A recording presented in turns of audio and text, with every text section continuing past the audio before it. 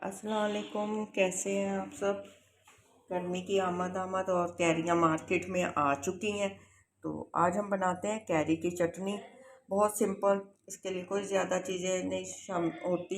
ये कैरी हैं, तीन तीन अदद, 4-5 हरी मिर्ची, 2 अदरक के टुकड़े, धनिया और पुदीना। साथ में हम इसमें नमक शामिल करेंगे। हरी मिर्ची है, इस वजह से हम इसमें लाल मिर्च का बिल्कुल इस्तेमाल नहीं करेंगे। तो चलिए पहले हम कैरी को छील लेते हैं। बहुत आसान तरीका है। ये सारी चीज़ें मैंने अच्छी तरह से वॉश करके रख ली हैं। ये ऊपर से उतार के इस तरह से हम इसे आराम आराम से कैरियों को छील लेंगे। ये देखिए,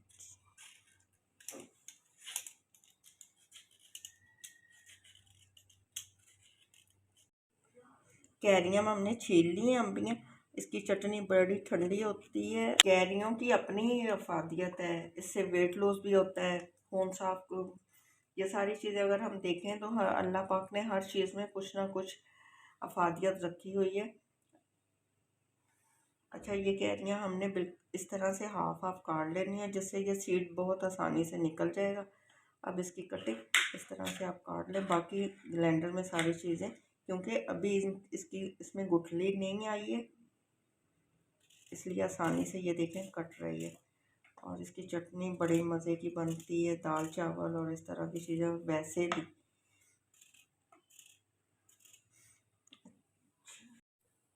धनिया पुदीना बीच में डाल दिया। साथ में ये हम 3 से 4 अदद हरी मिर्ची इसमें डालेंगे। 2 अदद अदरक के पीस, ये कैरी जो काट के रखी थी ये इसमें शामिल कर लेंगे। ठीक। अच्छा, ये नमक हस्बे जायका, आप कम ज़्यादा कर सकते हैं अगर कैरी की तादाद से। कैरी ज़्यादा है, मेरे पास 3 अदद थी, और आपकी ज़्यादा है तो नमक फिर आप कम ज़्यादा कर ले सकती हैं। सूखा धनिया कूटा हुआ ये शामिल करेंगे। ज़ीरे की खुशबू चटनी में बहुत अच्छी लगती है, ये इसमें शामिल कर। अगर आप इसमें टमाटर डालते हैं तो इसमें पानी शामिल नहीं करेंगे, अगर वरना थोड़ा सा पानी शामिल कर दें ताकि ये अच्छी तरह से ब्लेंड हो जाए। शामिल करेंगे, ये देखें 2 घूंट जितना। अब इसको